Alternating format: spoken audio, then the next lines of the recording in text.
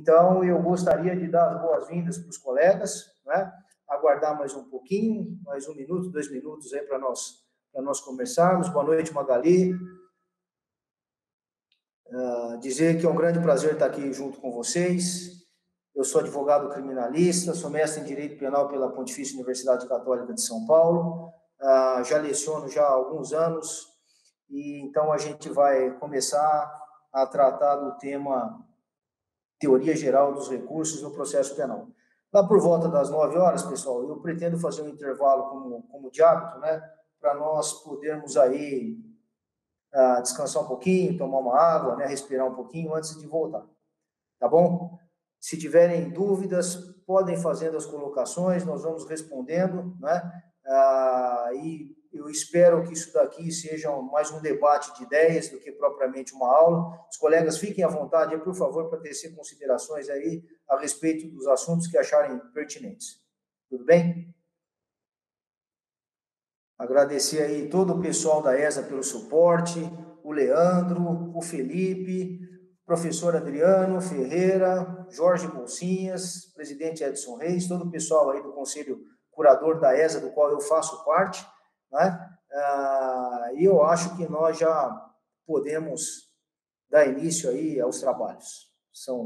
Estamos agora com 17 alunos participando, né? Então, muito satisfeito em estar aqui mais uma vez com vocês para nós discutirmos um assunto que eu acredito que seja de grande importância, de grande relevância para todos nós, né? Que são os recursos no processo penal. A abordagem de hoje, pessoal, é a respeito da teoria geral dos recursos. Eu não vou tratar dos recursos em espécie. Claro que nós vamos fazer menção aos recurso de apelação, embargos, recurso especial extraordinário, recurso em sentido estrito, mas o direcionamento da aula diz respeito à teoria geral dos recursos no processo penal.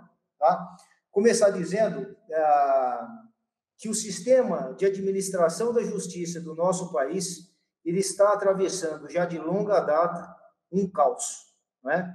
O sistema punitivo brasileiro, o sistema processual de matiz inquisitiva, de cunho punitivista, nos moldes do Código de Processo Penal de 1940, inspirado no Código de Arturo Rocco, na Itália, né? É um código que tem aplicado penas severas, penas de longa duração, penas a qualquer preço. O objetivo é penalizar o sujeito, custe o que custar, doa quem doer. Né? As nossas autoridades, algumas delas, sinceramente, não estão, em alguns momentos, capacitadas para desempenhar as funções que desempenham. Não é? Nós, infelizmente, encontramos isso nas delegacias de polícia, principalmente os colegas que militam na área criminal, nos fóruns, quando nós nos deparamos com algum ato equivocado de juízes de direito, de promotores de justiça, não é? Então, para nossa sorte, para nossa felicidade, nós podemos contar com os recursos, né, no processo penal para desfazer as ilegalidades, as irregularidades, as condenações com fundamento em prova ilícita, equívocos de natureza legislativa de toda a ordem, não é? Então, sinceramente, os recursos no processo penal são algo de extrema relevância para os operadores do direito de um modo geral. Né? Nós vamos abordar aqui também questão relativa à execução provisória da pena. Né? Há tempo atrás, nós vamos discutir exatamente o acordo que discutiu isso daí, foi em 2017, o Supremo Tribunal Federal decidiu em sede de habeas corpus que a execução provisória da pena é possível a partir da condenação pelo Tribunal de Justiça. Dali para frente, cumpre-se a pena, independentemente do sujeito ter alguma garantia constitucional violada ou se houve alguma violação de lei federal, enfim, pouco importa. O que importa é que o sujeito, né, deve cumprir pena a partir desse momento. Vamos aguardar para ver qual vai ser as novas expectativas, as novas diretrizes a esse respeito, né? Porque o Supremo Tribunal Federal tergiversa, né? Uma hora acha uma coisa, outra hora acha outra, mas, enfim, aguardaremos né, futuras decisões nesse sentido. Tudo bem? Bom, dizer também, antes que eu me esqueça, que de acordo com o pacote anticrime, houve inserção, mais especificamente no artigo 581, inciso 25, de uma nova possibilidade de recurso em sentido estrito, no caso da não homologação do acordo de não persecução penal. Vocês se recordam disso? Falei sobre o acordo de não persecução penal e outros colegas devem ter tratado do tema por ocasião da análise do pacote anticrime. Os colegas sabem que existe uma nova possibilidade de interposição de recurso em sentido estrito por ocasião da não homologação do acordo de não persecução penal? Nada? Ninguém gostaria de se manifestar? Magali? Bom, da decisão que não homologa o acordo de não persecução penal, cabe recurso em sentido estrito, artigo 581, inciso 25 do Código de Processo Penal. Tudo bem? O acordo de não persecução penal, só para revisitar, só para recolocar as coisas nos seus devidos lugares, o acordo de não persecução penal é o acordo homologado em juízo entre as partes, Ministério Público e Defesa, para os crimes praticados sem violência ou grave ameaça, cuja pena mínima for inferior a 4 anos, né? Então, por exemplo, furto qualificado, enfim, que não são praticados com emprego de violência ou grave ameaça. Antes do oferecimento da denúncia, viu, pessoal? Antes do oferecimento da denúncia. Eu tenho visto por aí, já que estamos tocando no assunto, é que esses acordos de não persecução penal estão sendo propostos depois do oferecimento da denúncia, em audiência de instrução. Não é o caso. A audiência, se for o caso, é para homologação do acordo de não persecução penal, não é audiência de instrução. Vocês chegaram a ver isso daí, não?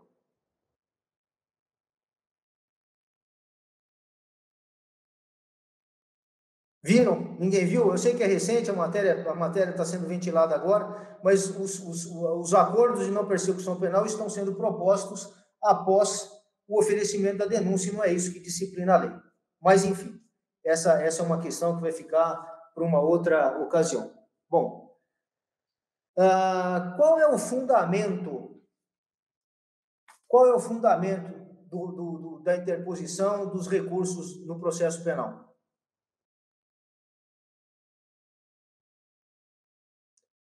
A doutrina, Eduardo, eu tive um assim, acordo de não persecução penal, Eduardo?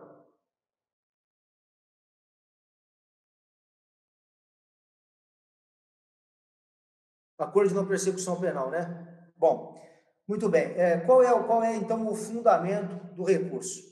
De acordo com a doutrina, de um modo geral, eles costumam salientar em um caso de tráfico privilegiado. Fiz uma petição pedindo para remeter os autos para o MP. Pois é. Então, aí depois o promotor de justiça oferece a denúncia e aí, então, depois eles fazem a proposta de acordo com a persecução penal, tudo errado, a revelia da legislação. Mas, muito bem. Então, o fundamento dos recursos são dois. A falibilidade humana, né? Juízes falham, né? Desembargadores falham, ministros falham. Então, em função da falibilidade humana e em função do prejuízo suportado pelo acusado no processo penal, surge para o acusado ou para o Ministério Público, qualquer uma das partes, a possibilidade de interposição de recurso. Não é? Então, o recurso, a natureza jurídica do recurso é de um segmento do processo, não se trata de nova ação, com novas condições da ação, com novos pressupostos processuais. É uma nova etapa do processo, do mesmo processo. Ou como diz o professor Alexandre Moraes da Rosa, no seu livro Teoria dos Jogos, que eu recomendo sinceramente que os colegas procedam à leitura, muito interessante, muito bacana. Na verdade, estamos aí, quando se fala em teoria geral dos recursos, ou de interposição de recursos, né, no segundo tempo do jogo. Né? Então, dentro de um mesmo processo, existe a possibilidade, né, de revisão da decisão proferida. Então, a finalidade do recurso, de um modo geral, o que seria o recurso? Seria um meio processual, o remédio processual, como diz o professor Fernando da Costa Torino Filho, né, que confere àquela parte que se viu prejudicada de postular a modificação total ou parcial do recurso ou mesmo a anulação da decisão proferida pelo juiz, né? Nós vamos ver depois que existem decisões que são passíveis de interposição de recursos, existem decisões que não são, né? Por exemplo, o caso do despacho de mero expediente não é passível de recurso, as decisões de interlocutórias mistas simples não são passíveis de recurso, são passíveis de embargos declaratórios, se for o caso, né? Se a parte achar interessante, a juíza interpõe o recurso de embargos, né? Agora, das decisões de interlocutórias mistas, sim. O caso, por exemplo, da sentença de pronúncia, né? Nós vamos falar disso daí um pouquinho mais lá na frente. Decisão de pronúncia, ou a sentença de pronúncia, é uma decisão interlocutória mista não terminativa. Com a sentença de pronúncia, o juiz remete o réu em processo ao juiz da causa, que é o conselho de sentença. Tudo bem?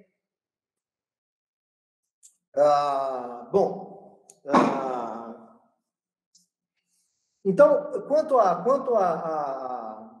recurso, pessoal, o conceito de recurso é esse, né? O recurso é um meio processual através do qual é possível a revisão, o reexame de uma matéria por conta do prejuízo que a parte suportou. Esse recurso pode se verificar através de pleito parcial ou total, ou mesmo buscando aí a anulação da decisão proferida, né? Quando nós estamos em sede de recursos nas instâncias superiores, existe uma série de travas, uma série de súmulas, né, que os tribunais invocam aí para impedir a remessa dos recursos para o tribunal. E aí, então, nós nos vemos na contingência, os colegas que militam na área criminal e que interpõem recursos nos tribunais superiores, sabem que aí, então, o caso é de interposição de agravo para que esse recurso suba para os tribunais superiores e seja um objeto de análise, né? Porque senão ficamos aí na mão do Tribunal de Justiça dos estados aí decidirem se o recurso sobe ou não sobe, e na maioria das vezes não sobe mesmo. Eles sempre invocam algum argumento no sentido de que não cabe o recurso e nós ficamos, então, numa situação, né, onde o prejuízo é patente e não é possível tomar uma providência. É por isso que é motivo de grande prejuízo a possibilidade disciplinada pelo Supremo Tribunal Federal de execução provisória da pena. Onde é que eu vou discutir interposição de recurso especial, né? Por exemplo, violação de lei federal, ou violação de norma constitucional, se não em sede de recurso especial ou recurso extraordinário? Como é que nós fazemos para disciplinar essa matéria? O sujeito foi condenado, ainda mais agora com a questão da quebra da cadeia de custódia da prova no processo penal, que foi inserida pelo pacote anticrime. Onde é que eu vou discutir violação de prova ilícita, né, ou condenação com base em prova ilícita, se não em sede de recurso extraordinário endereçado ao Supremo Tribunal Federal, uma vez que existe violação de norma constitucional, né? Ninguém será condenado com base em prova ilícita. É um preceito constitucional. Onde é que eu vou discutir isso daí? Em sede de recurso extraordinário no Supremo Tribunal Federal, né? Onde é que eu vou discutir, por exemplo, violação a uma lei federal? Por exemplo, o sujeito foi condenado porque por lesões corporais de natureza grave, não existe laudo de exame de corpo de delito, né? E viola, então, portanto, o artigo 158 do Código de Processo, que diz que quando a infração deixar vestígio, será indispensável o exame de corpo de delito, direto ou indireto, não podendo supri-lo a confissão do acusado. Então, são essas questões, né, que nos motivam a ajuizar, a interpor, melhor dizendo, né, os recursos nos tribunais superiores. Infelizmente, como eu disse para vocês, não é possível que nós fiquemos com decisões proferidas pelos juízes de primeiro grau ou até com decisões emanadas dos órgãos dos tribunais superiores, né? Além do que, os recursos, eles promovem uma maior visibilidade da matéria impugnada. E aí, então, os tribunais, revendo a decisão proferida pelo juiz, eventualmente, e com mais segurança, proferem uma nova decisão essa que deverá ser uma decisão mais acertada, mais analisada, mais ponderada enfim, para que a justiça, né, no seu conceito mais amplo, seja realizada. Tudo bem? Caminhamos bem por aqui, pessoal, até agora, não?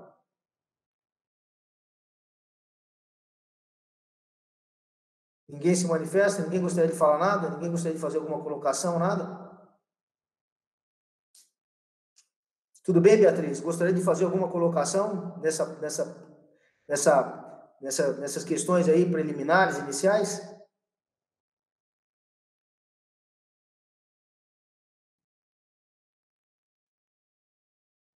Ok, tudo certo. Prosseguimos então. Bom, outra coisa, pessoal, não podemos confundir o recurso com as ações de impugnação, tá claro?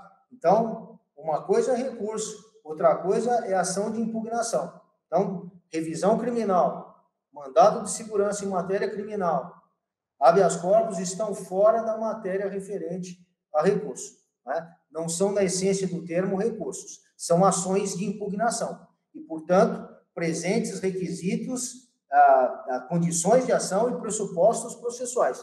Como bem salienta o professor Flávio Luiz de Archo, professor da USP, as condições da ação formam, com os pressupostos processuais, o arcabouço necessário para o desenvolvimento válido e regular do processo. Essas ações de impugnação, portanto, são novas ações. O recurso, como o próprio nome diz, é um redirecionamento da mesma discussão dentro do mesmo processo. Nós não estamos aqui a discutir um novo processo, mas estamos a discutir uma decisão proferida ou emanada dentro do mesmo processo. Tudo bem com isso? Se surgir uma prova nova depois da condenação, e outra coisa, quando se fala em recurso, se fala em discussão passível de interposição de recurso. Se o processo já transitou em julgado, não dá mais para recorrer de nada. Aí o caso é de ajuizamento de ação de impugnação, se presente alguma das hipóteses, né? Se surgir uma prova nova, né? Enfim, aquelas hipóteses lá previstas, por exemplo, para ajuizamento de revisão criminal. Tudo bem? Tudo bem, Thaís? Maravilha.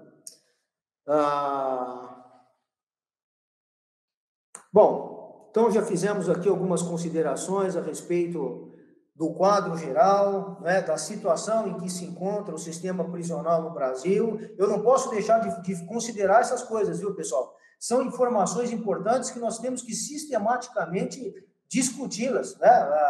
O sistema prisional o sistema prisional brasileiro está falido, né?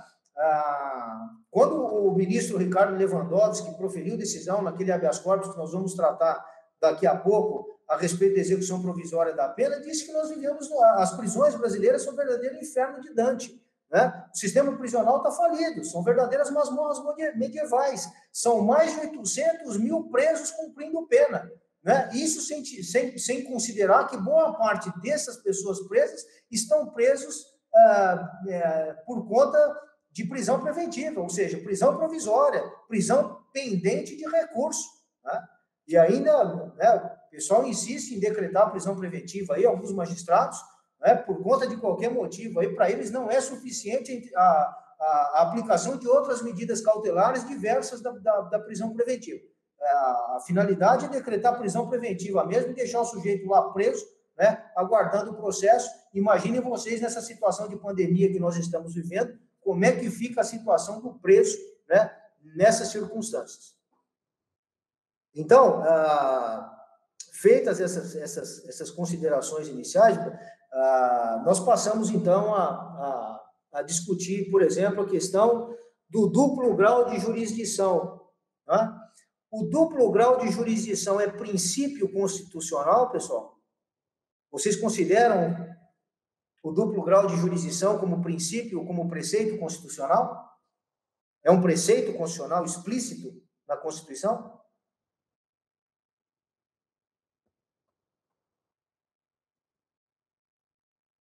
Pois é, Magali, acho que o tema é controverso. Pois é, Thaís. Na verdade, o princípio do duplo grau de Rodolfo, exatamente, Rodolfo, de acordo com o habeas corpus proferido, né, pelo ministro César Peluso, que nós vamos discutir, a natureza seria essa daí. Mas em função do Pacto de São José da Costa Rica, da Convenção Americana de Direitos Humanos, que é dispositivo autoaplicável, e a Convenção de Direitos Humanos prevê a possibilidade, né, de interposição de recurso, então o recurso no processo penal é perfeitamente passível de interposição e encontra, de acordo com alguma parcela da doutrina, assento constitucional, principalmente com os dispositivos lá, os parágrafos 2º e 3º da Constituição Federal, né? Mas, enfim, além do que, existe ainda o artigo 5º, inciso 55, né, que cuida do direito de contraditório e ampla defesa com os meios e recursos a ele inerentes. Tudo bem, Rodolfo? Maravilha? Não existe disposição expressa na Constituição Federal nesse sentido. Não existe. Mas fazendo uma análise sistemática do texto constitucional, juntamente com a Convenção Americana de Direitos Humanos, ou o Pacto de São José da Costa Rica, do qual o Brasil é signatário, né? E o Pacto de São José da Costa Rica prevê a possibilidade de interposição de recurso, né, das decisões emanadas pelos órgãos do Poder Judiciário. Então, essa possibilidade encontra ressonância, né, no nosso texto constitucional. Além de outros dispositivos que cuidam, por exemplo, das instâncias superiores, Supremo Tribunal Federal, STJ. Então, se existe toda essa estrutura, não é porque existe a possibilidade de interposição de recurso, procedendo a uma análise sistemática, uma análise ampla, que nos faculta essa interpretação. Tudo bem?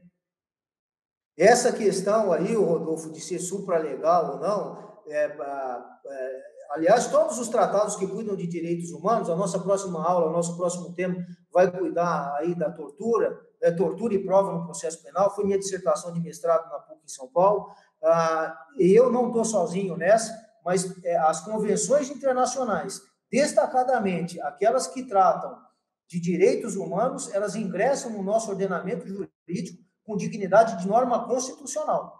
Tá claro? Esse é o entendimento da professora Flávia Piovesan, que é professora de Direitos Humanos da Pontifícia Universidade Católica de São Paulo, entendimento de outros estudiosos do direito, independentemente da decisão do Supremo Tribunal Federal. Tudo bem, Rodolfo?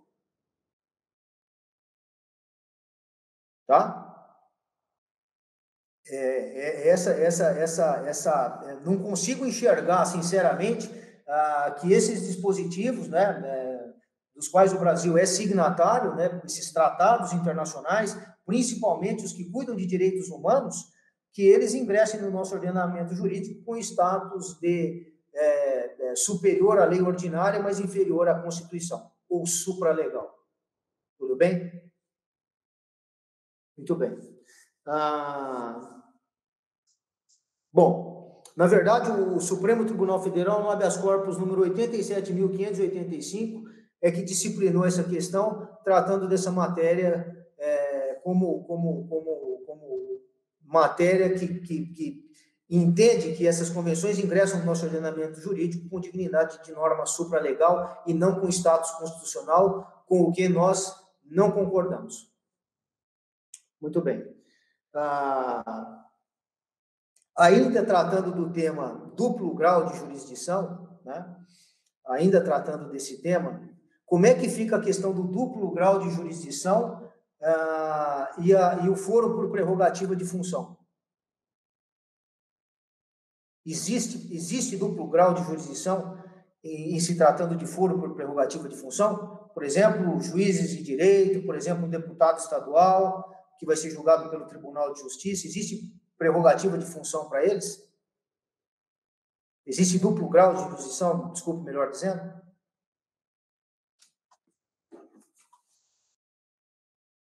Pois é. Para o professor Auri Lopes Júnior, né, essa questão é uma questão que acarreta ou que promove uma mitigação no princípio do duplo grau de jurisdição. Por quê? Porque não dá para discutir mais matéria fática. não discuto mais matéria de fato, vou discutir matéria de direito, ou em sede de recurso especial no STJ, ou em sede de recurso extraordinário no Supremo Tribunal Federal. Aliás, é a posição da professora Maria Teresa Armentadeu, professora da Espanha, professora espanhola, né, que ainda que haja um prejuízo, ainda existe a possibilidade de interposição de recurso especial ao STJ e de recurso extraordinário ao Supremo Tribunal Federal. O ministro Gilmar Mendes, ele entende que, de acordo com a estrutura constitucional posta, estabelecida, positivada, essa possibilidade ela fica efetivamente mitigada, diminuída ou até inexistente em face dessa situação, né? O ministro do Supremo, por exemplo, não vai ter direito a duplo grau de jurisdição, né? Tudo bem? Tudo certo aí, pessoal? Thaís, Rodolfo? Fiquem à vontade aí para fazer as considerações que vocês acharem pertinentes. Tudo bem? Muito bem. Bom, então, pessoal, já aproveitando, eu vou discutir, os colegas me desculpem, os colegas que estiverem mais avançados, mas tem alguns outros colegas aí que estão iniciando agora na advocacia, fazendo agora advocacia criminal, então eu vou me permitir fazer algumas considerações relativas, por exemplo, à classificação de recursos, princípios fundamentais mesmo, elementares, mas que são muito importantes para a discussão e análise dessa matéria e para nós nos situarmos dentro do panorama processual penal, né? Então, os recursos, inicialmente, eles são classificados em recursos ordinários e recursos extraordinários, né? Os recursos ordinários, eles são aqueles passíveis de discussão quanto a aspectos fáticos da questão e aspectos jurídicos, aspectos legais e aspectos constitucionais. Os recursos ordinários são aqueles passíveis de discussão a respeito de matéria de fato, enquanto que os recursos extraordinários só permitem discussão a respeito de matéria de direito. Não adianta discutir em sede de recurso especial ou de recurso extraordinário matéria de fato, porque os tribunais não vão aceitar essa discussão, né? Tanto o STJ quanto o Supremo Tribunal Federal vão se posicionar no sentido de que a matéria que está sendo discutida é matéria de fato e eles não vão discutir questões relativas a isso, né? Outra coisa, quando os colegas interpuserem recurso especial ou recurso extraordinário nessas instâncias, tudo devidamente fundamentado, né? Se houve violação à lei federal, no que consistiu essa violação? Houve violação à norma constitucional? No que consistiu essa violação? Porque, caso contrário, esses recursos aí não serão nem conhecidos, eventualmente. Tudo bem? Bom, os recursos também se classificam em totais ou parciais. Os recursos totais é aqueles que promovem a discussão de toda a matéria objeto de sentença, objeto de análise por ocasião da prolação da sentença, né? Então, nessa situação, reabre-se para o acusado ou para o Ministério Público, se entender pertinente, a rediscussão, né? A reanálise de toda a matéria objeto de discussão por ocasião da instrução em primeiro grau. Tudo bem? E os recursos parciais são aqueles que promovem apenas uma análise parcial da discussão. O sujeito não está interessado em discutir toda a matéria de prova ou toda a sentença, apenas um dispositivo da sentença, apenas uma parte da sentença. A qual parte? Aquela parte que ele se sentiu prejudicado. Então, nesse sentido,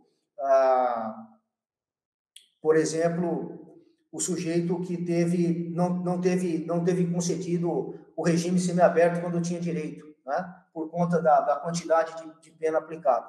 Então, são essas pequenas questões pontuais que foram proferidas a sentença, houve erro, qual é o objetivo? O que é possível fazer? Ou entra com embargo de declaração, né? Que interrompe o prazo para interposição do recurso de apelação, ou então ingressa com recurso de apelação e discute isso daí no Tribunal de Justiça.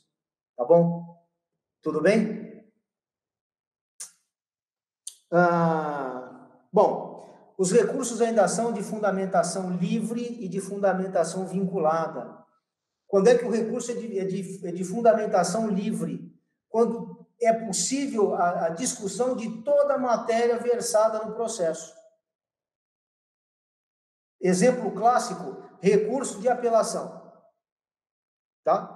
E os recursos que cuidam de matéria vinculada, elas estão vinculadas, como o próprio nome diz, a apenas questões pontuais. Então, por exemplo, é o caso do recurso especial, do recurso extraordinário, do recurso em sentido estrito, só aquelas matérias ali elencadas é que poderão ser objeto, né, de discussão. Então, por exemplo, do recurso em sentido estrito, da decisão que não receber a denúncia ou queixa, da decisão que concluir pela incompetência do juízo, da decisão que julgar procedentes as exceções salvas de suspeição, a que pronunciar o réu, a decisão que conceder, negar, cassar, arbitrar ou julgar inidônea fiança, indeferir o requerimento de prisão preventiva ou revogá-la, conceder liberdade provisória ou relaxar a prisão em flagrante, dentre outros. Né? Existe aí um elenco aí de 25 incisos, né? Todos eles passíveis de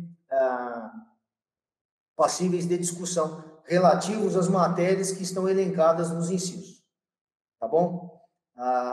Mais uma coisa, acho que nós vamos falar sobre isso mais um pouco ali na frente, mas de qualquer forma eu não posso deixar de considerar para os colegas que se couber recurso de apelação, não cabe recurso em sentido estrito. O recurso de apelação tem primazia em relação ao recurso em sentido estrito. Tá bom? Muito bem.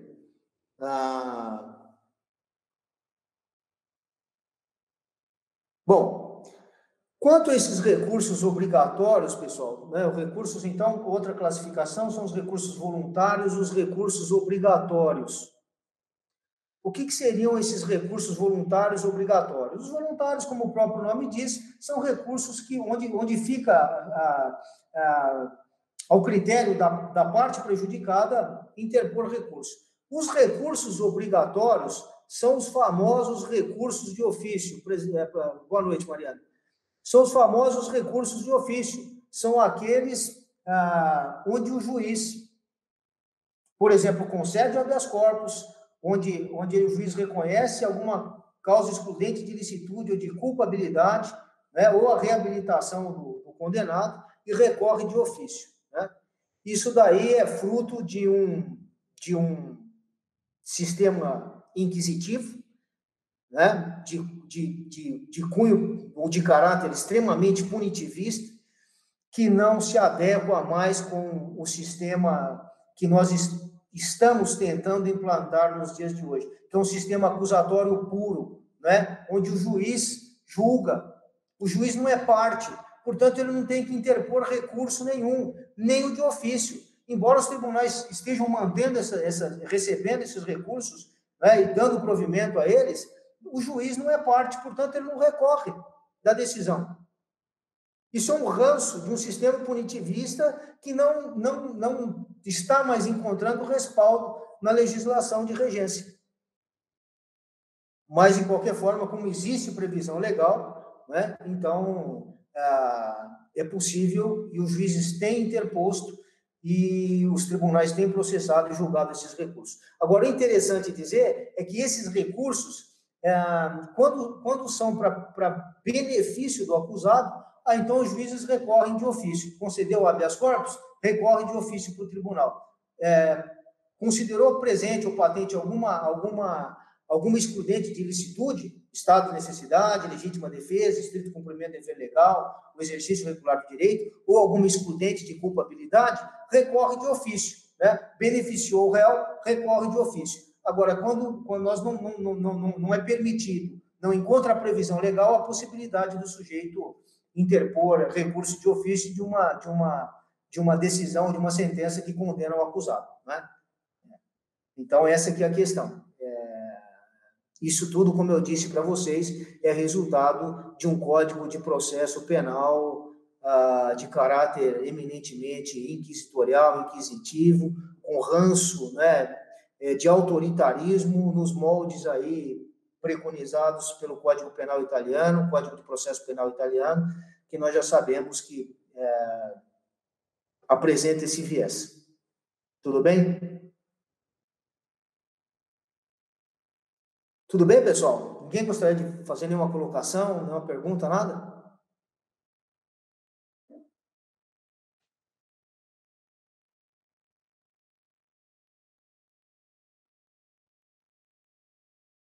Rodolfo?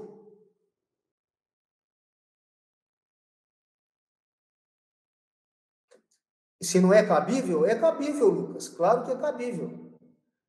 Ah, sim. Pois é, Malam Partem, né? Seria uma espécie, né? Como eu disse, né? Os juízes recorrem das decisões de ofício quando essas decisões elas beneficiam o acusado. Não seria uma espécie de recurso em Malam Partem, né? O que acontece é que o Código de Processo Penal ele autoriza, nessas hipóteses específicas, o recurso de ofício. Notem bem que essas decisões, esses recursos só são ajuizados quando beneficiam o acusado, ou quando o juiz concede uma ordem de habeas corpus, ou quando ele reconhece alguma causa excludente de licitude ou de culpabilidade, ele recorre de ofício, ou quando concede a reabilitação criminal. Qual a finalidade de recorrer de ofício? Por que não recorre de ofício das decisões que condenam o acusado? Né? Essa que é a nossa questão, o nosso ponto. Tudo bem? O que nós vamos discutir lá na frente, Lucas, daqui a pouco, é a questão da reformatio impégios e da reformatio impégios indireta. Isso é uma outra questão que vai ser objeto de discussão daqui a alguns momentos.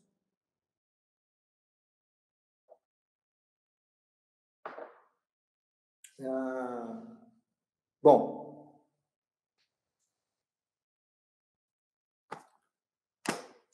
E tem mais uma coisa, viu, pessoal? Só para pontuar para vocês, o artigo 574 do Código de Processo Penal, que autoriza a interposição, ou determina, melhor dizendo, a interposição de recurso de ofício dessas decisões, faz referência ao artigo 411.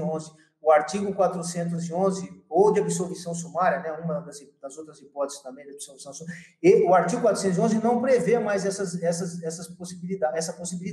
Essa possibilidade está contemplada no artigo 416. Cabe recurso de apelação das decisões que absolvem sumariamente o acusado. Tá bom? Então, por todos esses motivos, aí nós não consideramos a interposição de recurso de ofício como algo razoável. O professor Aurélio Lopes Júnior chega a dizer que isso é inconstitucional, né? E realmente é. Bom, em relação... Tudo bem? Tranquilo? O artigo 574 faz remissão ao artigo 411. O artigo 411 não cuida mais das hipóteses de absolvição sumária. As hipóteses de absolvição sumária estão tratadas no artigo 416. E dessas decisões cabe recurso de apelação, não cabe recurso de ofício. Tudo bem? Ficou claro?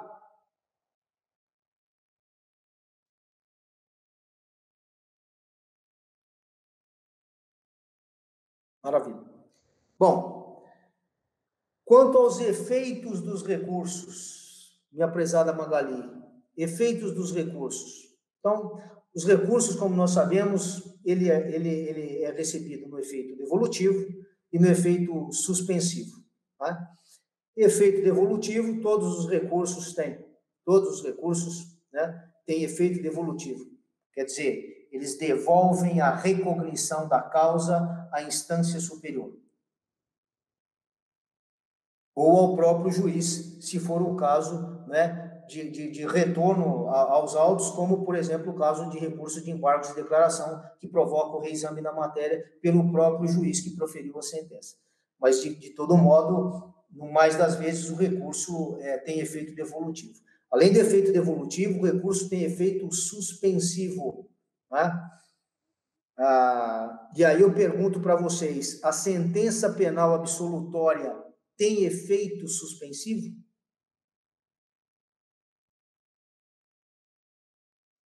Sentença penal absolutória tem efeito suspensivo? Não, né? Inclusive tem dispositivo expresso nesse sentido, né? Os artigos, na verdade, 596 e 597 do Código de Processo Penal é que cuidam dessas hipóteses. Sentença penal condenatória, 597, sentença penal absolutória, 596, é que cuidam da possibilidade de efeito suspensivo para os recursos, né? Agora, quanto à questão da sentença condenatória, né, por exemplo, o sujeito está preso preventivamente e no curso desse processo sobrevém uma sentença condenatória. Se o sujeito vai ou não vai ficar preso, o que vai disciplinar essa questão, na verdade, é se estão ou não estão presentes as hipóteses que autorizam a custódia cautelar ou a prisão preventiva. Né? Então, não é exatamente por conta da sentença penal condenatória, e sim da presença ou não dos requisitos que autorizam a custódia cautelar. Garantia da ordem econômica, garantia da ordem pública, por conveniência da instrução criminal ou para assegurar a aplicação da lei penal, havendo indícios de autoria e materialidade da infração. Além da questão da prisão preventiva, eventuais medidas assecuratórias que foram determinadas no curso da instrução, né? Arresto, sequestro, hipoteca legal, etc, etc. E até as outras medidas cautelares diversas da prisão preventiva. Tudo bem? Agora, sentença absolutória, o sujeito está preso, sobrevém uma sentença absolutória, ele deverá ser imediatamente colocado em liberdade. Tá certo? Lucas e Magali, não entendi a colocação de vocês.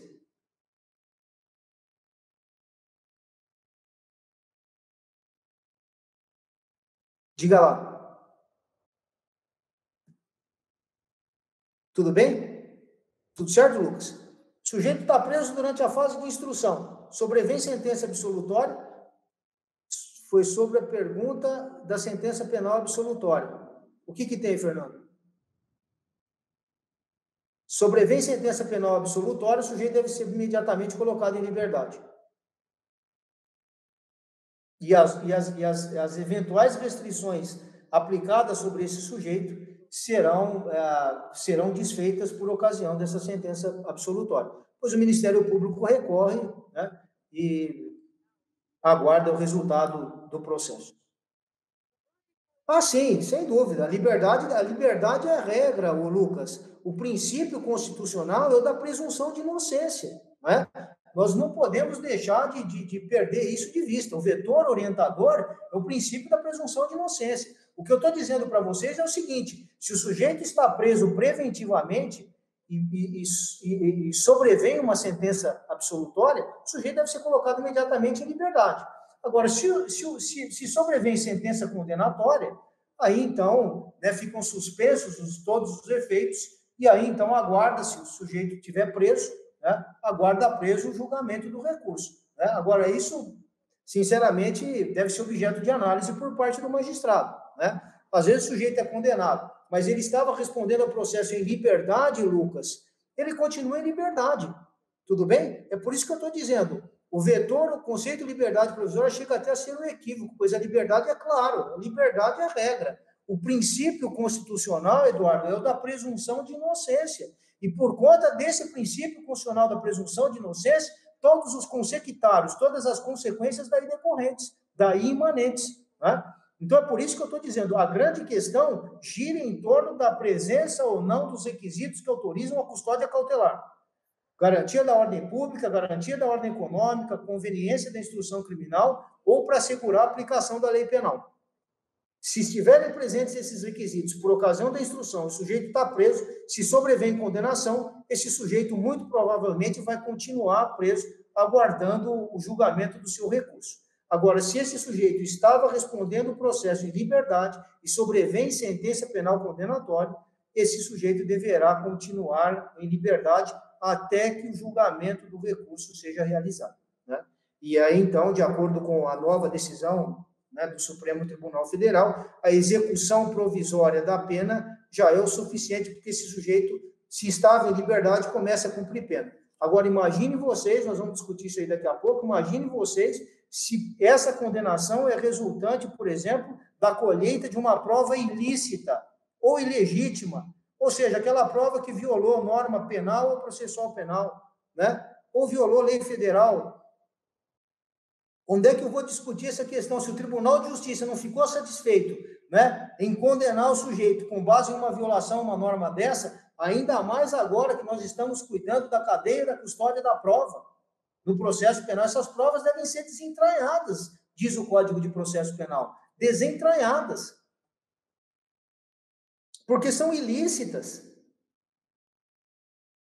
Isso em absoluta consonância, em harmonia, em sintonia com o texto constitucional. Tudo bem? Sinceramente, eu acho um despropósito e os motivos invocados no julgamento daquele recurso, né, no julgamento daquele habeas corpus são, sinceramente, desprezíveis, né? Eles chegam até a dizer que se o sujeito que não tem condições de contratar bons profissionais para fazer a defesa, eles ficam prejudicados em função daqueles que têm. Não é essa a discussão, né? Para isso está aí, estão todos os advogados, a Defensoria Pública, que atua, né, atua brilhantemente, né, na garantia, inclusive os defensores públicos têm prazo em dobro para recorrer, são intimados pessoalmente das decisões. Esse pessoal, muito preparado, muito qualificado, existem grandes defensores públicos, né, exatamente para representar de forma muito adequada os interesses desses acusados. Tem ótimos resultados, é verdade, Eduardo. Ótimos resultados, grandes defensores públicos, né? Nós conhecemos aí grandes defensores públicos, pessoas que estão aí absolutamente comprometidas na preservação das garantias constitucionais do acusado. E eu, sinceramente, é triste verificar, principalmente num país como o nosso, como eu disse para vocês lá no começo, o terceiro país que mais prende no mundo, né? Então, problema não é esse, né? Os colegas aí recomendo a leitura do livro A Expansão do Direito Penal, do professor Jesus Maria Silva Sanches, lá da Espanha, né? No sentido de que triste o país, né, que precisa usar a lei penal para condenar o sujeito e para colocar a termo, colocar a cobro as violações, as eventuais violações praticadas no convívio em sociedade. Mas, enfim, essa é uma outra questão, né, que vai ficar aí para uma outra oportunidade. Né? A questão é a seguinte: eu só quero saber onde é que eu vou discutir violação de norma constitucional, prova absolutamente ilícita, por exemplo, o sujeito que foi torturado, confessou a prática do crime com emprego de tortura, isso quase não acontece no nosso país, né? O sujeito na delegacia de polícia assina qualquer coisa, não sabe nem o que está assinando, e aí depois o juiz, quando vai prolatar a sentença, ele diz o seguinte: com base, né, nas declarações prestadas por ocasião do inquérito policial, né, onde o sujeito confessa a prática do crime, não tem direito contraditório nem ampla defesa, não sabe o que está confessando, né? O delegado, alguns delegados aí ainda tentam cercear o exercício do direito de contraditório e ampla defesa do advogado na delegacia de polícia, né? Com frases do tipo: olha, quando eu estiver falando aqui, ninguém fala, eu vou colher o ditado, eu vou colher as informações, aí o senhor, por favor, o senhor não abre a boca, né? Como já tivemos oportunidade de acompanhar em alguns lugares. Então, pessoal, são essas violações a essas prerrogativas. Pois não, Mona Lisa, vai ficar assim, vai ficar disponível para assistir depois. Tá? Tudo bem, pessoal? Tudo bem com essas questões aí? São questões de fundo, essas decisões baseadas apenas nas provas em sede de inquérito são ridículas, sem dúvida, né? São ridículas, elas são questões que, objetivamente, elas estão em absoluto descompasso com a preservação das garantias constitucionais mais elementares do sujeito, principalmente na fase de inquérito policial, né? Nós aguardamos que toda a prova colhida, né, seja uma prova colhida de forma isenta. Até por esse motivo, Eduardo, que surge a possibilidade, a inovação na legislação, por ocasião do pacote anticrime, do juiz de garantias, né, que é um juiz que vai acompanhar o inquérito policial desde lá do seu nascedor até a fase de recebimento da denúncia. Né? É um juiz que não vai se misturar ao juiz que vai proferir sentença Por que de tudo isso? Por que nós fazemos tudo isso? Por que nós tomamos todas essas providências? Por que houve uma mudança na legislação? E nesse ponto aí me parece para a revelia, né, do interesse de alguns, mas de qualquer forma, o juiz de garantias, eu acredito que foi um passo muito importante na preservação, na sua essência, das garantias constitucionais do cidadão. O juiz que decretou a prisão, o juiz que está imiscuído na atividade de produção de provas, tem acesso às provas produzidas, não é o juiz que vai proferir sentença. Tá? Todo esse material vai ficar à parte do processo, inclusive.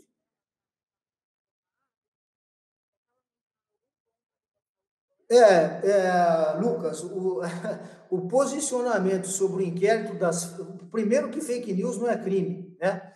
Já começamos daí.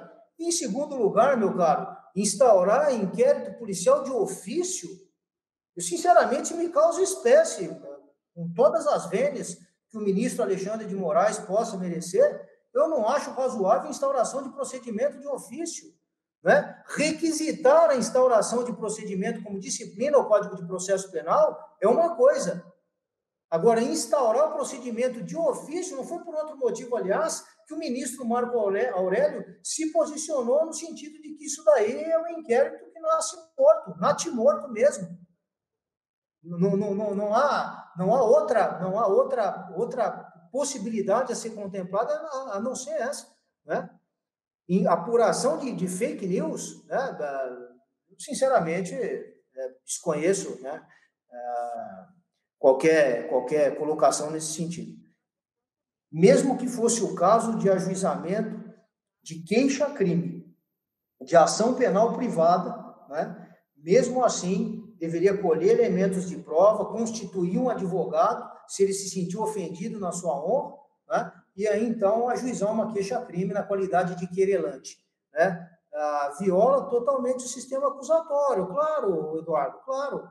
A busca, principalmente agora, né? Sinceramente, são posicionamentos, né? A revelia, é por isso que se fala muito nessa questão aí do ativismo do Poder Judiciário.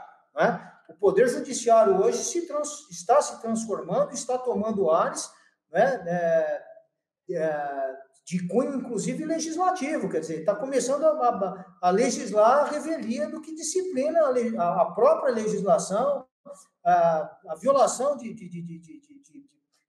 posicionamento do Poder Executivo, do Poder Legislativo, do Poder Judiciário. Né? Professor Cláudio Amaral, professor da USP aqui de Ribeirão Preto, ele sempre diz, cada um no seu quadrado. Né? E é verdade, cada um no seu quadrado. O juiz julga, o Ministério Público, titular da pretensão punitiva, titular do dominus litis da ação penal, a ele cabe o ajuizamento da ação penal. Ele é o titular da ação penal. Né? Sinceramente, essa questão das fake news aí, melhor seria se eles dessem um jeito aí de encerrar esse procedimento o mais rápido possível, de ofício, né? Da mesma forma que ele foi instaurado, da mesma forma que ele foi inaugurado. Tudo bem? É difícil, né? É difícil entender esse panorama, principalmente com a introdução do pacote anticrime recente, né? Onde se busca o sistema acusatório na sua pureza. Para isso, o surgimento do juiz das garantias, para isso, uma série de disciplinas e uma série de modificações na estrutura do Código de Processo Penal, cuja finalidade é garantir a isenção de ânimo. Aí vem o ministro do Supremo Tribunal Federal, o ministro Alexandre de Moraes, no caso, né, disciplinar essa questão de uma forma diversa, determinando a instauração ou instaurando de ofício procedimento para apuração de fake news. Tá? Que, sinceramente, para nós aqui, se for esse mesmo caso, é um indiferente penal. Né? Fake news, até agora, não encontra previsão legal no Código Penal. Não se trata de um ilícito penal, em suma. Tudo bem? Bom,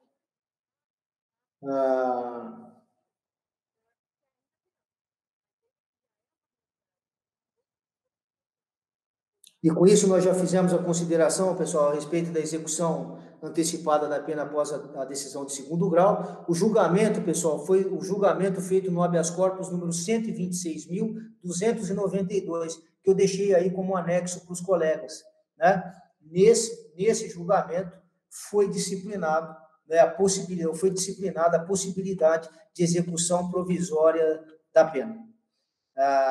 O procurador da República atuante, se vocês se recordarem, foi o Rodrigo Janot, né? Lembram-se do fato, né? Aquele que resolveu entrar armado no Supremo Tribunal Federal e tomar aí providências aí, né? Fez uma série de considerações nesse sentido, enfim, uma coisa realmente triste, né? Teve um problema lá com Gilmar Mendes, e etc, etc. Alguém gostaria de fazer alguma colocação a respeito da questão da execução provisória da pena a partir da decisão de segunda instância?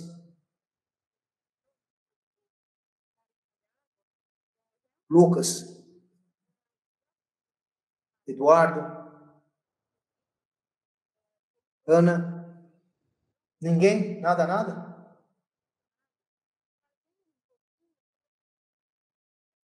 Ficamos nós aqui vendidos nessa história, né?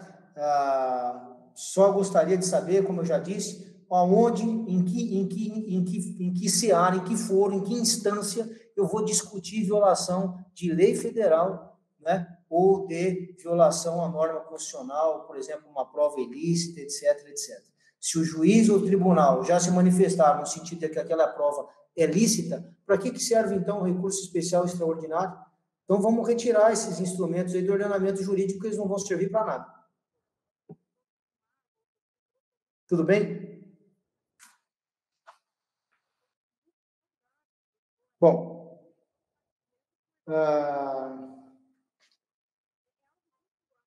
pessoal, eu vou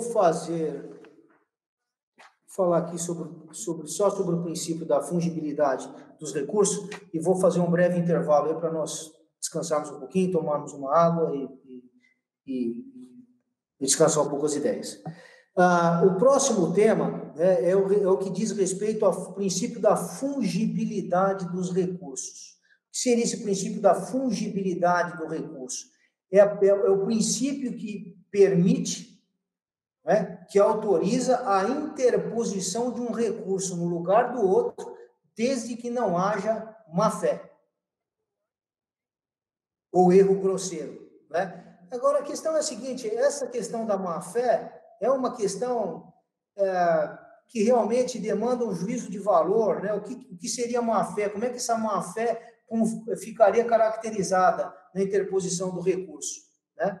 Que não pode obedecer nem mesmo à questão do tempo.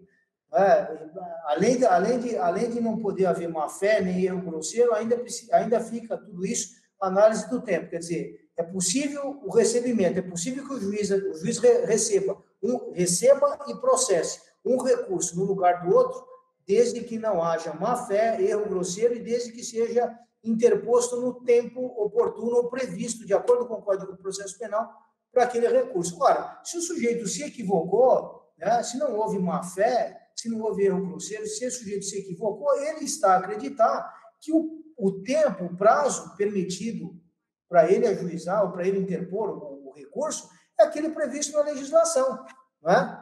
Mas, independentemente disso, os tribunais não têm nem conhecido do recurso, quanto mais analisado o mérito.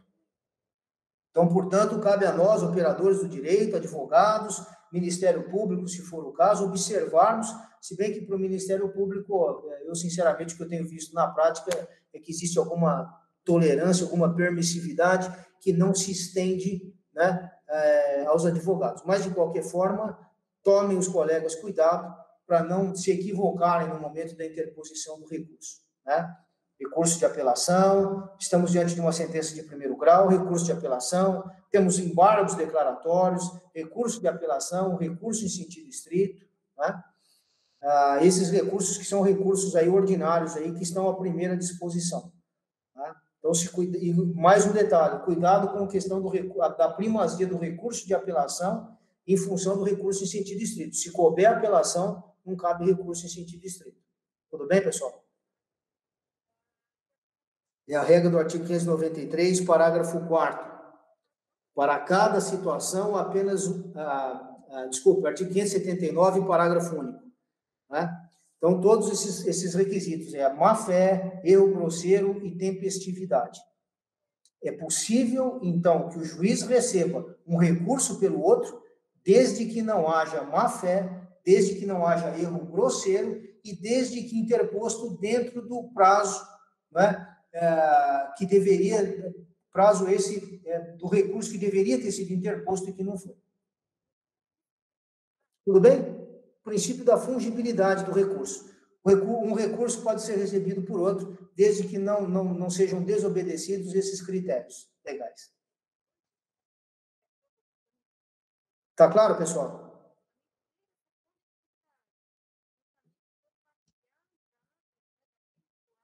Eduardo, Lucas, todo o resto do pessoal aí, nada? Ninguém gostaria de fazer nenhuma colocação? Tudo bem?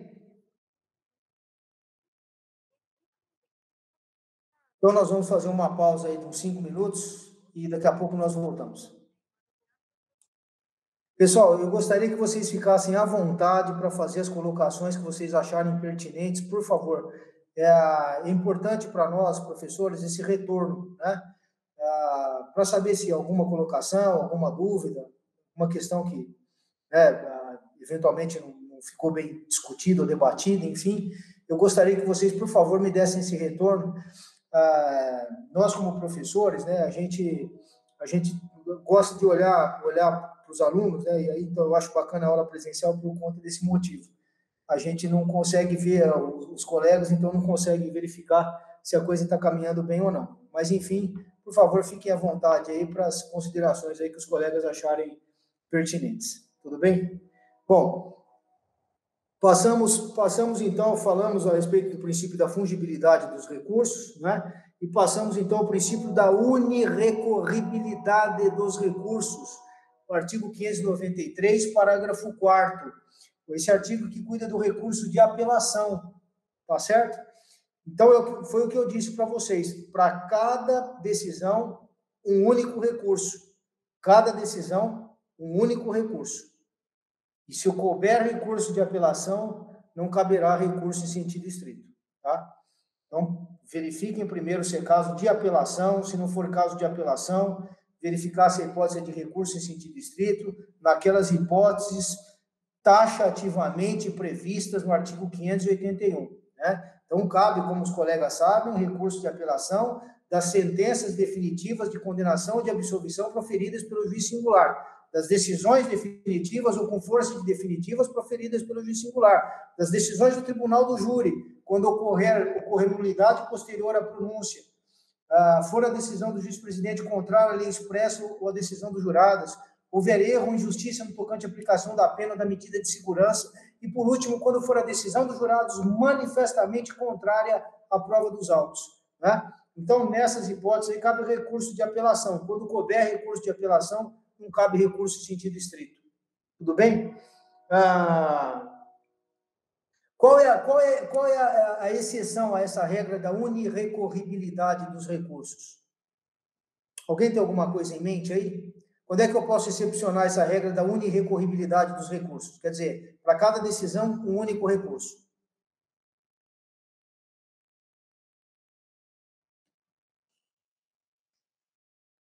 Lucas? Eduardo?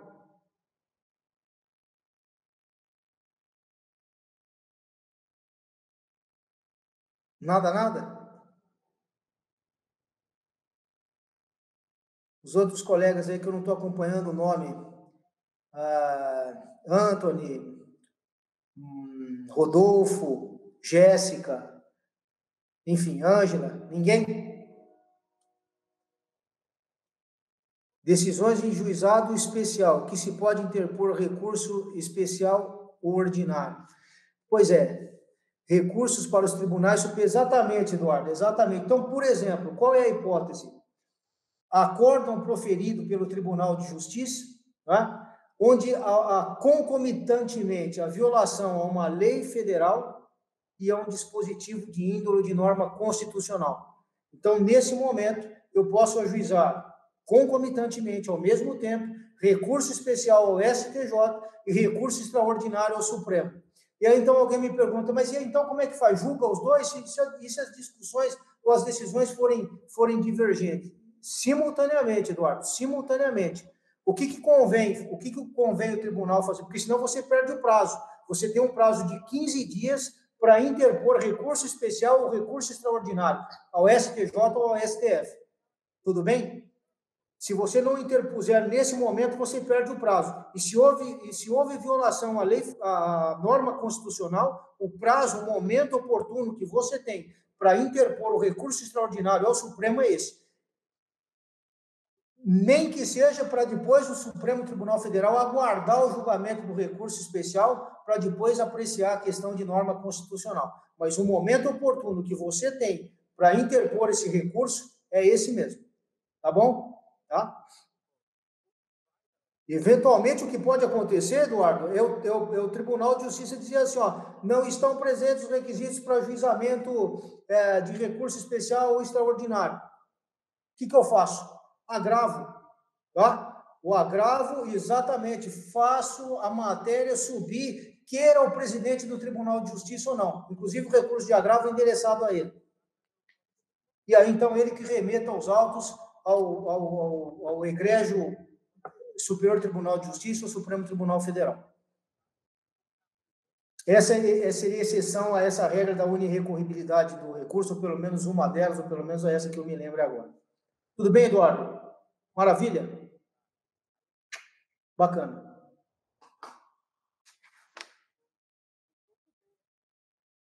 Bom,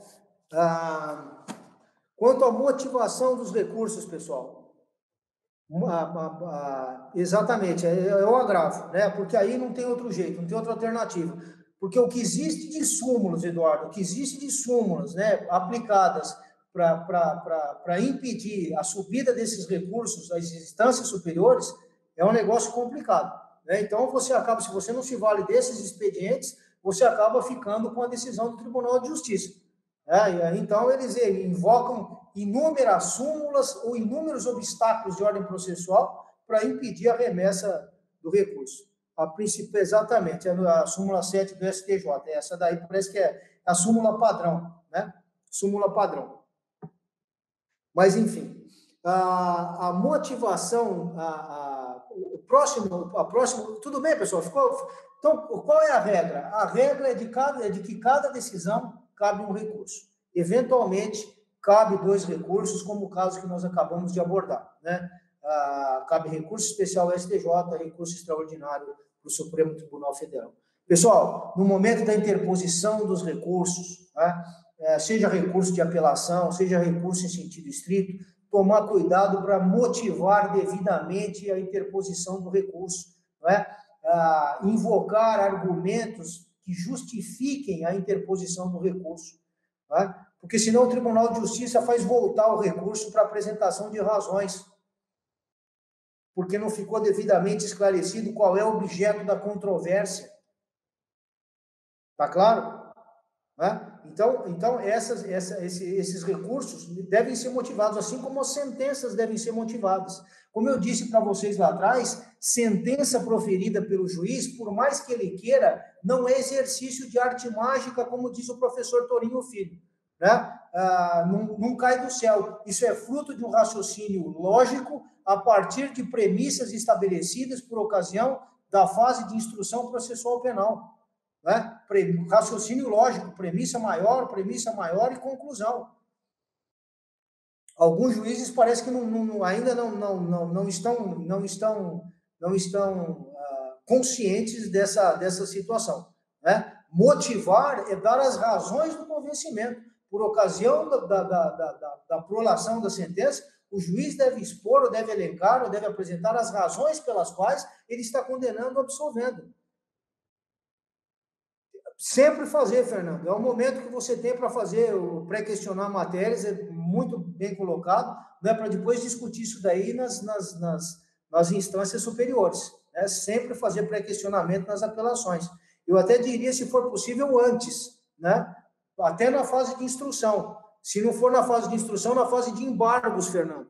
Na fase de embargos declaratórios, você já pré-questiona a matéria e depois, então, interpõe recurso de apelação, porque os embargos, como nós sabemos, né, eles interrompem o prazo para interposição do recurso de apelação. Tudo bem?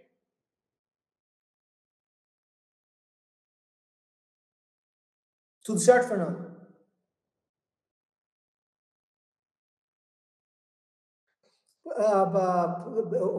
Eu não estou recordando o que é a questão do... Tudo certo, Fernando? Do artigo 600, parágrafo 4º, não vou lembrar de cabeça agora, Eduardo.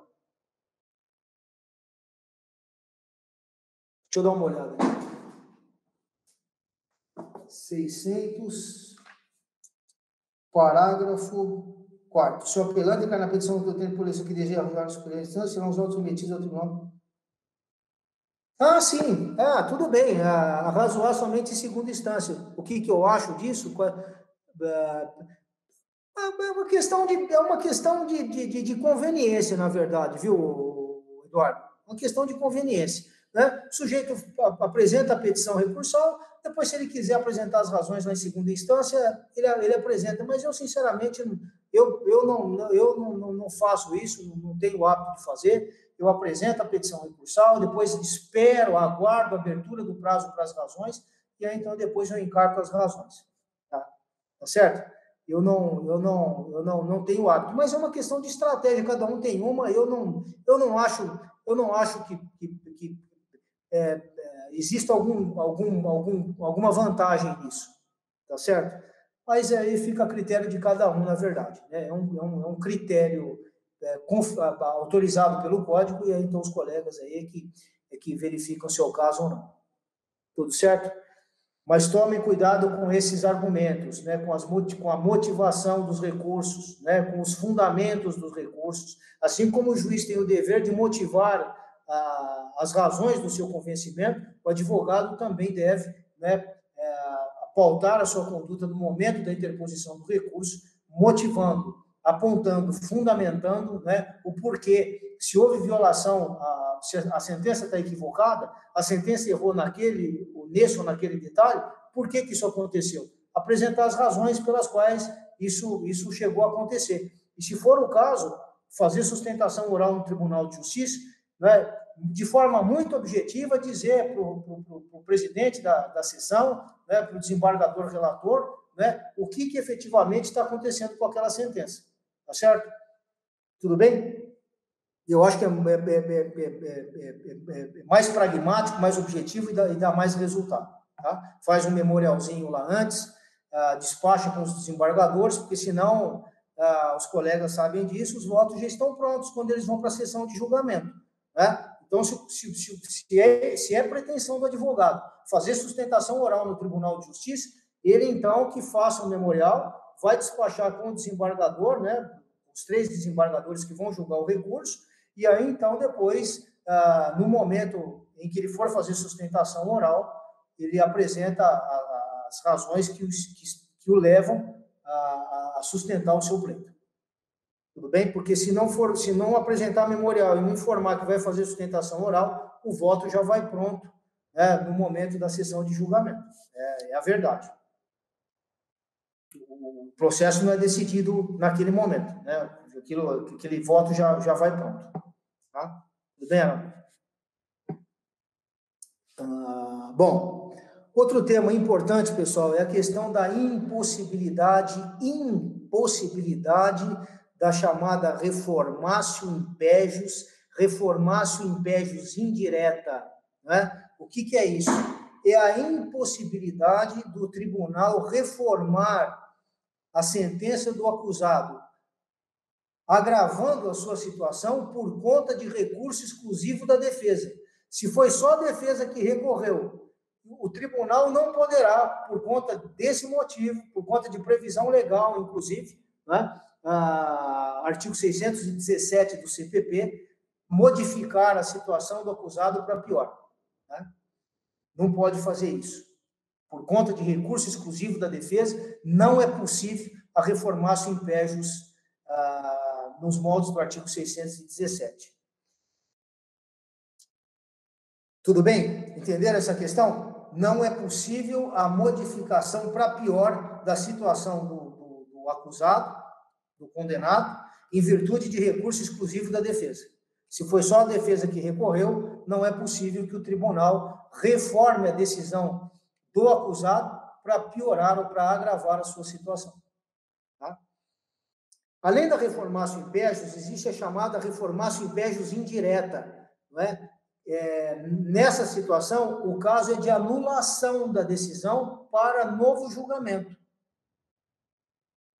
Tudo bem? A sentença ela é reformada, mas não para modificar a situação para pior ou para melhor, e sim para anular a decisão e levar a novo julgamento. Por exemplo, uma condenação com base em prova ilícita. E nesse exemplo, o Tribunal de Justiça, por incrível que pareça, reconheceu que a condenação se deu com base numa prova ilícita, anula o julgamento, né, converte o julgamento em diligência, para então reabrir a instrução e produzir a prova a partir dali. Agora, a questão interessante que se coloca, pessoal, é a questão da chamada reformácio impégios indireta no tribunal do júri e o princípio da soberania dos vereditos. Em que hipótese isso aconteceria? Imaginem vocês que o sujeito foi condenado no primeiro júri, foi pronunciado por homicídio qualificado e foi condenado no tribunal do júri por homicídio simples, né? Houve recurso, o julgamento foi anulado e o sujeito foi levado a novo julgamento. Nesse novo julgamento, novamente pronunciado por homicídio qualificado, a defesa recorreu desse primeiro julgamento porque entendeu que ainda não estava adequado, que houve prejuízo, enfim. Então, o Tribunal de Justiça reformou essa sentença e levou o sujeito a novo júri. Nesse novo júri, o sujeito foi condenado por homicídio qualificado, havia sido pronunciado por homicídio qualificado e foi condenado a homicídio qualificado a uma pena não mais de 6, mas de 12 anos. Isso é possível? É possível o tribunal do júri promover uma nova decisão mais gravosa para o acusado em função de virtude de recurso exclusivo da defesa?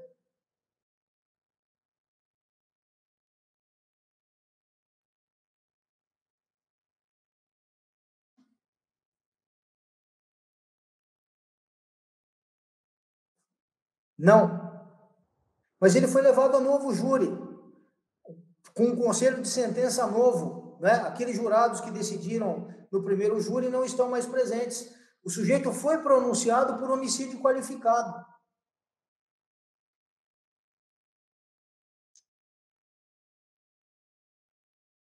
Pois é, o princípio da soberania dos vereditos se sobrepõe ao outro. Já vamos chegar aí, Thaís. Tudo bem? 2 julgamentos. Um sujeito foi condenado a 6 anos.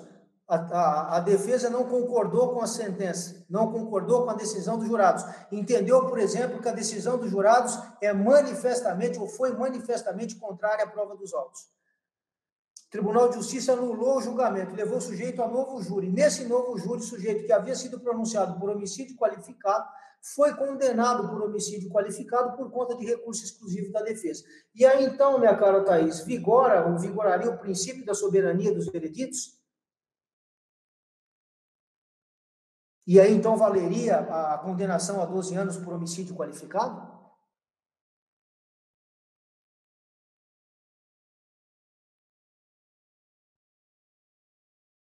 Pois é. O Supremo Tribunal Federal, pessoal, se manifestou quanto a essa questão no habeas corpus número 89.544 da relatoria do ministro César Peluso. O ministro César Peluso diz que, além do princípio da soberania dos vereditos, que é um princípio constitucional, encontra amparo no artigo 5º, inciso 38 da Constituição Federal, existe outro princípio, que é o princípio da reformatio impégios, que é uma emanação, é uma manifestação eloquente do princípio do contraditório e ampla defesa, também constitucional. Então, por conta desses dois princípios, né, e aí então a professora Ada Pellegrini Grinover fala em princípio da convivência das liberdades públicas. Né? O ministro, no caso, aí, cuidou do tema, usou a expressão, ou utilizou-se da tese da convivência prática dos princípios constitucionais, de modo que um princípio não interfere no outro. E com base nesse argumento, ele manteve, olha que interessante, ele manteve a condenação por homicídio qualificado, como quis o Conselho de Sentença, mas a pena aplicada foi a pena de 6 anos, né, pena essa decorrente do julgamento do Tribunal do Júri anterior a esse. Tudo bem? E a partir, então, desse princípio aí, as modificações nesse sentido, bacana, né? É muito interessante essa decisão, né? Uma decisão justa, né? Estava conversando outro dia com um colega promotor de justiça, ele me disse o seguinte: mas isso daí não está correto, porque no novo julgamento, né, existe um novo conselho de sentença, com novos jurados, e vigora o princípio da soberania dos vereditos. Eu falei, sim, só que nós não podemos nos esquecer que, junto com o princípio da soberania dos vereditos, existe o princípio da não reformatio in pejus. Né? Não é justo o sujeito ser condenado a uma nova pena, uma pena que, no caso, é o dobro, por conta de recurso exclusivo da defesa. Né? Então, essa é que é a questão a ser discutida. Tudo bem, pessoal? Entenderam a questão? Entendeu? Thaís, Eduardo, Lucas. Bacana, né? Tem um habeas corpus sobre isso que eu deixei anexado aí para vocês, pessoal. Depois seria bacana vocês darem uma olhada. Junto com isso, uma outra opinião de um jurista de nome Galvão, deixa eu ver se eu me lembro aqui. Galvão Rabelo, né? Vocês dêem uma olhada, está encartado aí num dos boletins do Instituto Brasileiro de Ciências Criminais. Eu acho bacana vocês darem uma olhada aí, porque o argumento é um pouco diferente, né? É um pouco diferente desse daí. Ele fala na questão da ponderação dos princípios, na verdade. Mas, enfim. Ficou claro? Maravilha. Bom, o próximo tópico, pessoal, diz respeito à questão da regra do tantum devolutum quantum appellatum, né? Tantum devolutum quantum appellatum.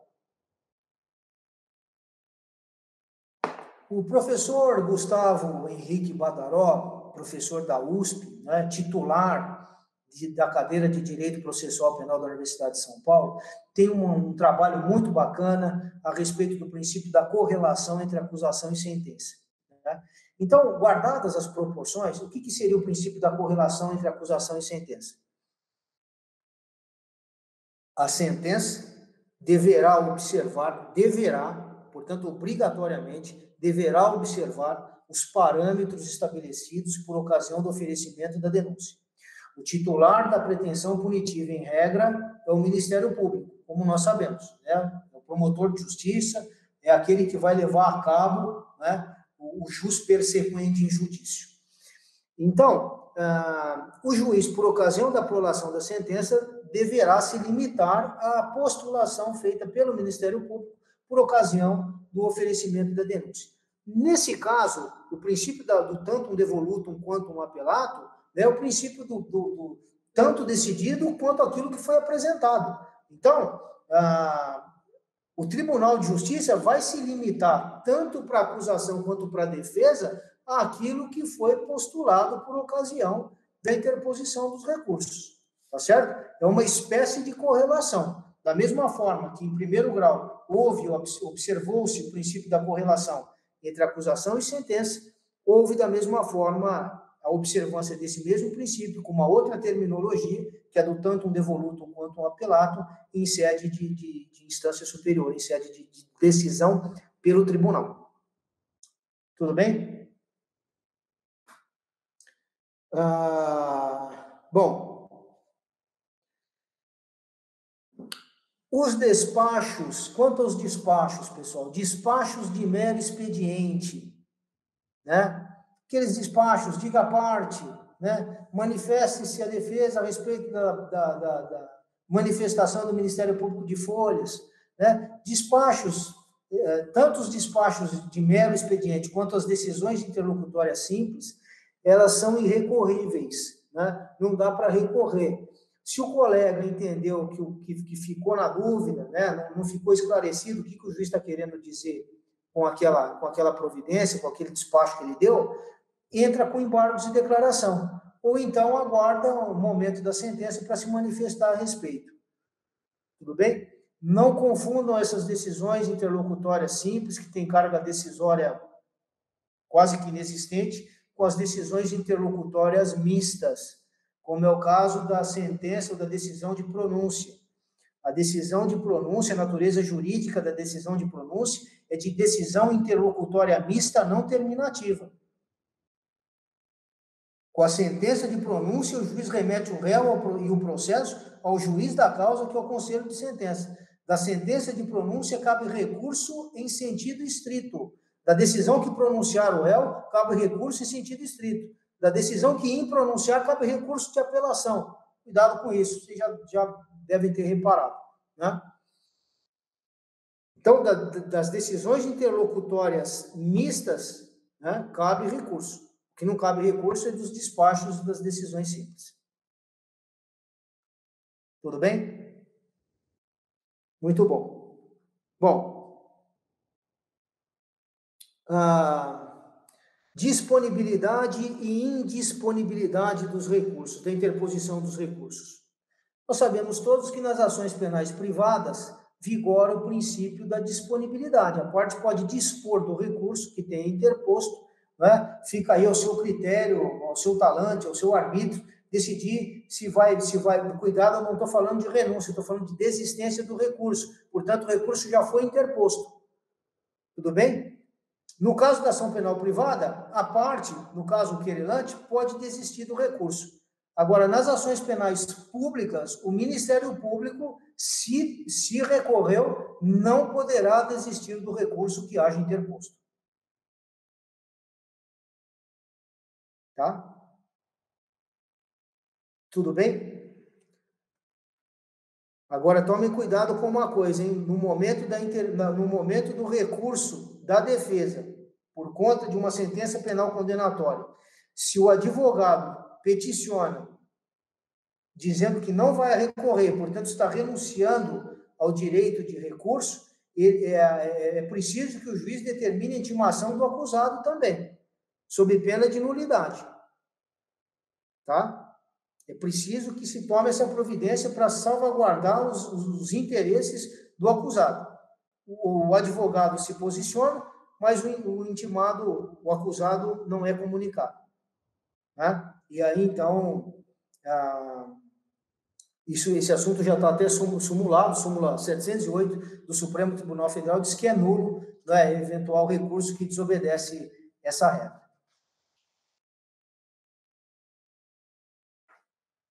Tudo bem, pessoal? Tudo certo?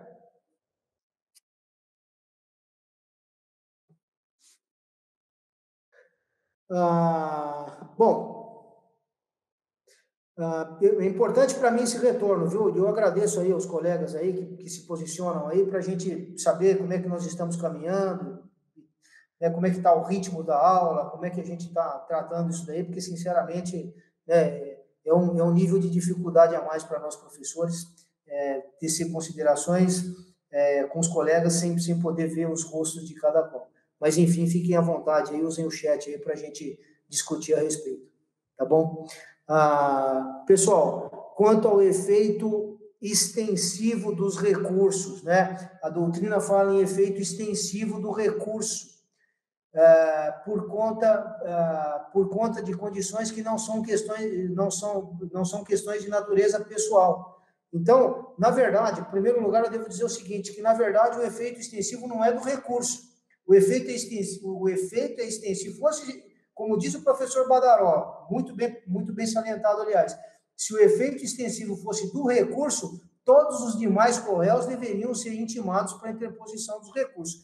O efeito extensivo não é do recurso, é da decisão emanada do recurso, né? Então, por exemplo, se nós estamos diante de um caso de prescrição e apenas um dos correios, imagine que nós estamos numa hipótese onde há concurso de agentes ou concurso de pessoas, lá do artigo 25 do Código Penal, né?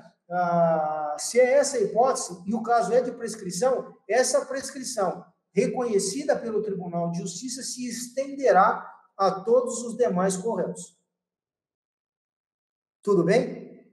Agora, Thaís, se nós estamos diante de uma questão de caráter pessoal, por exemplo, eu, advogado de fulano de tal, não fiquei satisfeito porque o juiz não aplicou a regra da circunstância atenuante do agente ser menor de 21 anos na data do fato. Essa decisão, se beneficiar o meu constituinte, isso só ocorrerá em relação a ele. Em relação aos demais correios, isso não acontecerá. Tudo bem? Esse é o efeito extensivo dos recursos. Tá? Então, se não for alguma questão que diga respeito única e exclusivamente à parte,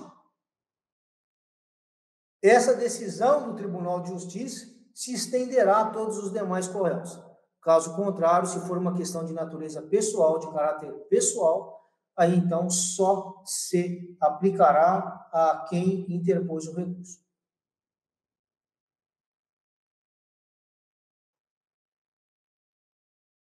Ok, pessoal? Arão, Thaís, Jéssica, Fernando, Eduardo, tudo certo, né? Maravilha. Bom, já falei do prazo em dobro da defensoria. Se eu recorrer antes da abertura do prazo, não há nenhum impedimento para isso, não há nenhum empecilho, não há nenhuma questão que demande maiores considerações. Por exemplo, saiu a condenação, eu já apresentei lá, e tem colega que apresenta a petição recursal e as razões num documento só. Tudo bem, não tem problema, né? Não, o recurso vai ser conhecido, vai ser processado e vai ser remetido aos autos. Vai ser remetido ao Tribunal de Justiça. Não há problema nenhum com isso, mesmo que antes da abertura do prazo. Calma, pessoal. Existe prazo. O juiz vai abrir prazo para a interposição do recurso, para a petição recursal, né? E aí, então, depois ele vai abrir prazo novamente para a interposição das razões recursais. Não precisa juntar tudo de uma vez. Não há necessidade disso, não há pressa com isso. Tá claro?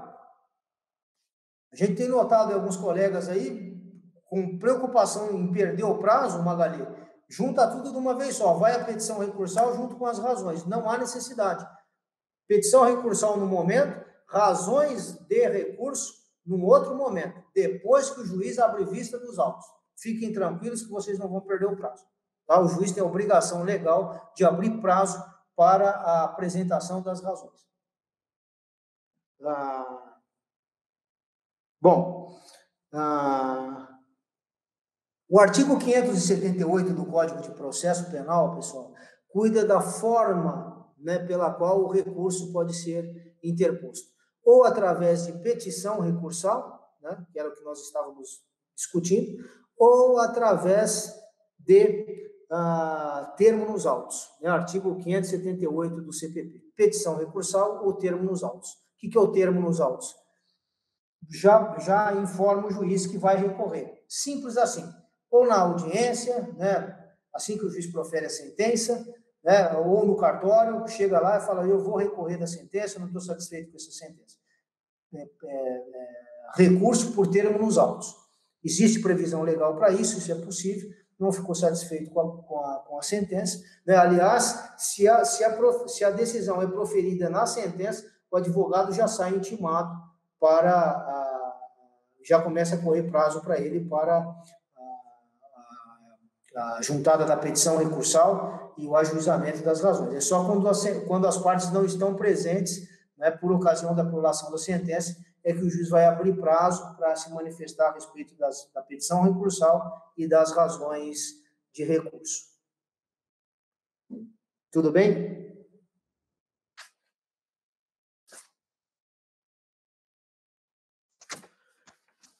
Mais uma questão aqui, pessoal, eu acho, mas é por conta de uma colocação mesmo, no sentido de que existe possibilidade ou não de juntada de documento por ocasião da interposição de recurso de apelação. Eu posso juntar documento nessa fase?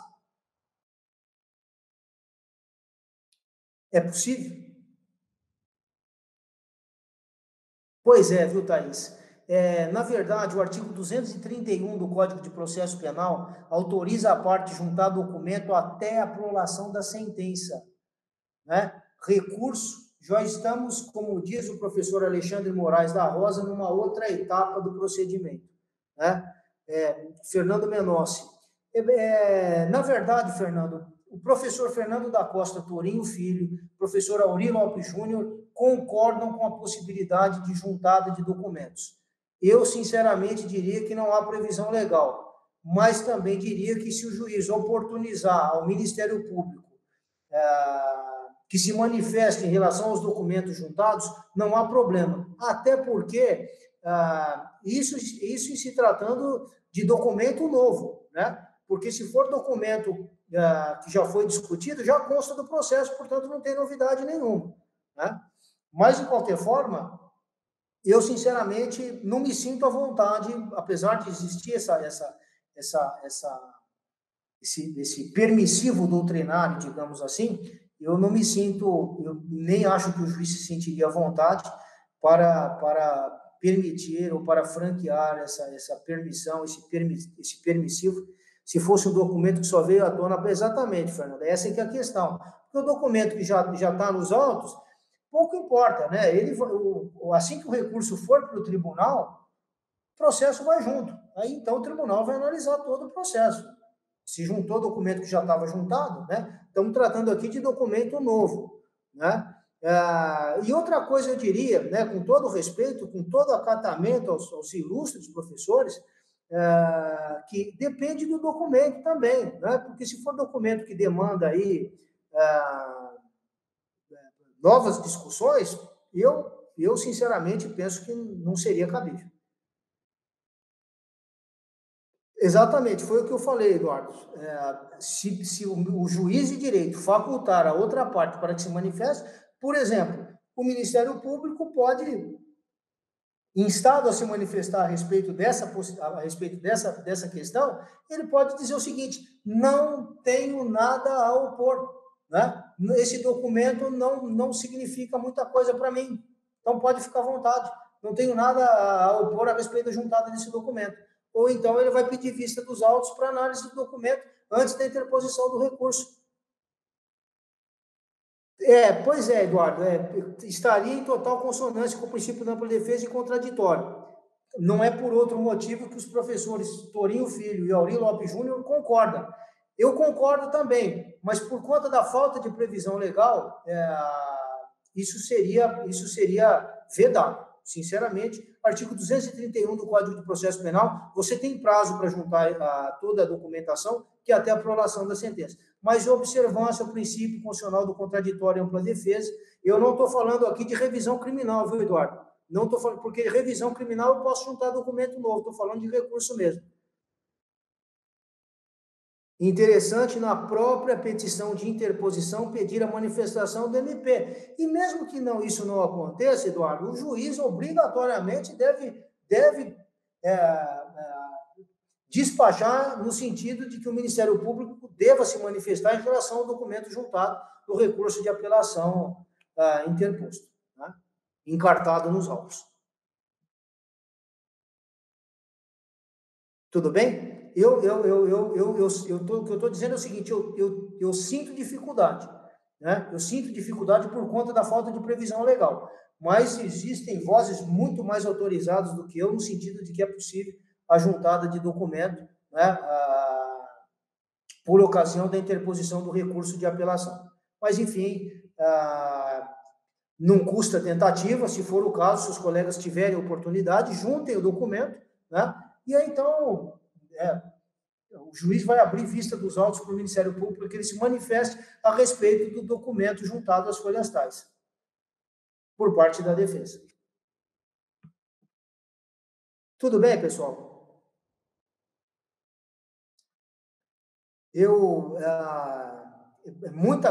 Muita questão para ser discutida, né? Mas eu acredito que dentro do tempo que foi proposto, e tem mais uma coisa, se os colegas me permitirem, que é o seguinte, nos debates, né, de um modo geral, existem algumas questões que elas se processam muito rapidamente, né? São muito fluidas, são muito fáceis. E tem algumas outras questões que demandam, obrigado, Thaís, eu agradeço muito, demandam aí maiores discussões. Então, numa mesma aula que eu dou para uma turma, às vezes eu gasto um tempo. A mesma aula para uma outra turma vai um tempo maior. Mas, de qualquer forma, eu acho que nós conseguimos esgotar a matéria relativa à teoria geral dos recursos. Eu não tratei aqui dos recursos em espécie, né? Então, en passant, assim, recurso de apelação, recurso em sentido estrito, mas não deixei de falar sobre o recurso especial, recurso extraordinário, revisão criminal. Cuidado com a revisão criminal, não é recurso, não é essa natureza jurídica. Revisão criminal é ação de impugnação, tá claro? É uma nova ação. Não estou mais no mesmo processo, aquele processo já transitou em julgado, razão pela qual não há mais que se falar em recurso, mas em ação propriamente dita. Tudo bem? Caso, por exemplo, de uma prova nova que surgiu, que não foi ventilada no processo, né, ou algum fato novo que foi descoberto, aí então cabe o recurso de revisão criminal, né, com todos os requisitos observados naquele momento. Tudo bem? Eu gostaria... Muito obrigado, Arão. Eu agradeço. Estou à disposição dos colegas. Eu devo já anunciar aí uma próxima aula aí, onde nós vamos tratar do tema tortura e prova no processo penal, né? Foi a minha dissertação de mestrado na PUC. Eu vou abordar a questão da legislação sobre tortura, né? E sobre e como é que essa tortura ela é encarada quando ela está sendo observada sob o viés da prova no processo penal. Tudo bem, pessoal? Eu agradeço muito a participação dos colegas. Até uma próxima, né? E vamos em frente aí. Um grande abraço a todos vocês, uma boa noite, né? Bom descanso a todos aí. Como diz o professor Auri Lopes Júnior, pandemia não é férias, né? Portanto, vamos estudar, tá bom? Essa regra vale para todos, né? Para todos nós. Um grande abraço e até mais.